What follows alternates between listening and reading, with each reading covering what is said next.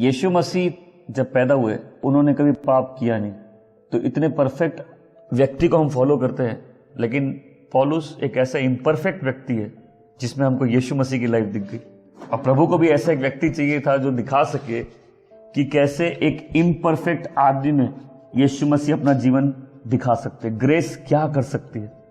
देखो, पौलुस को भी यह बात मालूम थी। वो कहता है कि मैं इसी कारण से मुझ पे दया की गई ताकि मुझ में प्रभु सहनशीलता का एग्जाम्पल दूसरे बिलीवर को दिखा सके। तो पॉल को भी कहीं ना कहीं ये बात मालूम थी कि प्रभु उसके लाइफ को एज एन एग्जाम्पल यूज कर रहे हैं। और इतना ग्रेट था इस आदमी के जीवन की कहानी की आप इसके जीवन में यीशु मसीह के जीवन को स्टडी कर सकते हैं।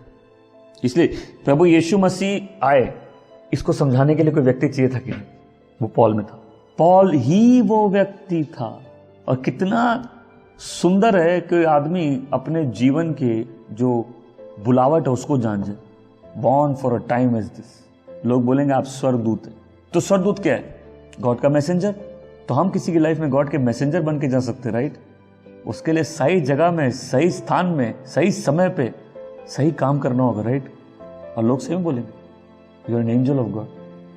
हमारे भी मन में यही होना चाहिए कि गॉड मेरे को तेरे द्वारा निर्धारित जो बुलावट है वहां प्रवेश करना। मैं बोलता हूं, मैं आज तक मेरे लिए यही मिस्ट्री है कि उस रात यीशु के साथ तो 12 चेले थे, लेकिन हम आज तक प्रभु मेज के समय पौलुस के ही शब्द पढ़ते हैं कि जो बातें मुझे मसीह से मिली मैं वो तुम्हें देता हूं। उस रात तो था ही नहीं।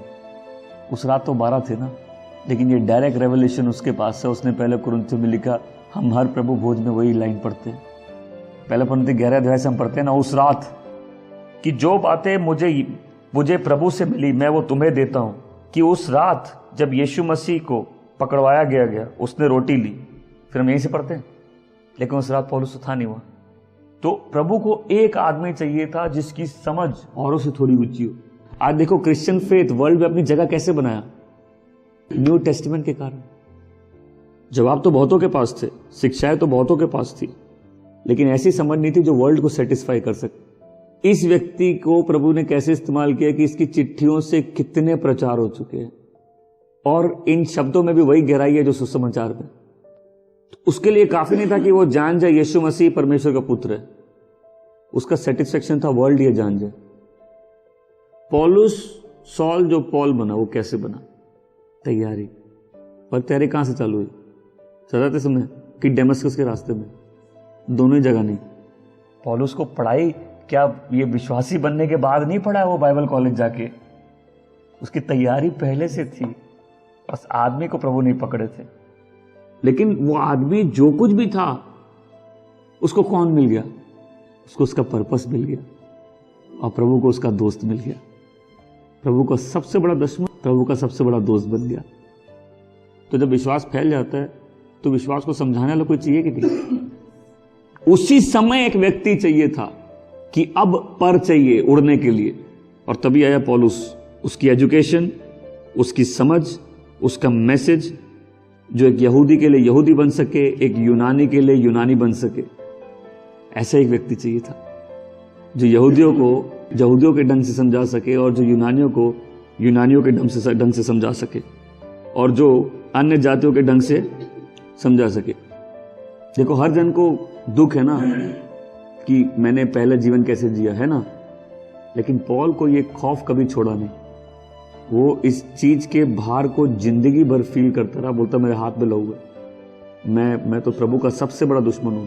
ये सच्ची बात है कि प्रभु यीशु पापियों को बचाने जिसका मैं सबसे मुख्य हूं, मैं सबसे बड़ा पापी हूं। तो इस व्यक्ति के सेंटिमेंट्स को समझो कि ये बोलता है मैं इस लायक नहीं कि मैं प्रभु का प्रेरित बुलाया जाऊं, पर प्रभु की दया, उसका अनुग्रह, उसकी बुलावट है। तो ऐसा व्यक्ति बुलावट को अच्छे से समझा सकता है कि नहीं? ऐसा व्यक्ति अनुग्रह को समझा सकता है कि नहीं? ऐसा ही तो व्यक्ति चाहिए था अनुग्रह को समझाने के लिए।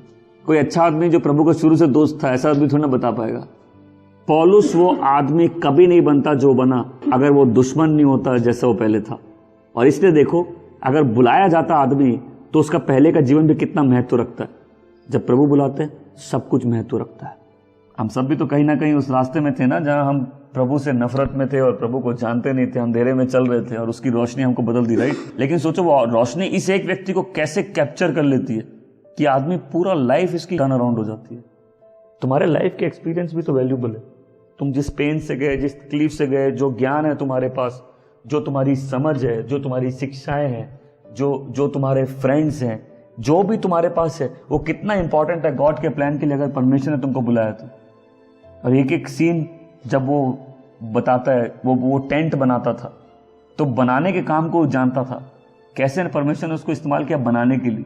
पतरस को किस लिए इस्तेमाल किया? मछली पकड़ने के लिए। तो क्रूसेड में बोल रहे हाँ 3000 बच रहे, 5000 बच रहे, इसको स्थापना के लिए इस्तेमाल किया। क्यों? ये टेंट मेकर था। पौलुस को मालूम था वो चिट्ठी लिख रहा है कि ये बाइबल बन जाएगी। उसको मालूम था कि उसके जीवन का इतना प्रभाव रहेगा कि 2000 साल बाद तक भी लोग उसके द्वारा प्रभु यीशु मसीह को जान रहे होंगे, उसकी चिट्ठियों के द्वारा। हर जन की मिनिस्ट्री जो होती है उसका पैटर्न प्रभु के अगुवाई के अनुसार होना चाहिए, अपनी क्षमता के अनुसार होना चाहिए। इसलिए बोलता किसी को मत देखो, सामने वाला सेवकाई कैसे कर रहा हमको मतलब नहीं है।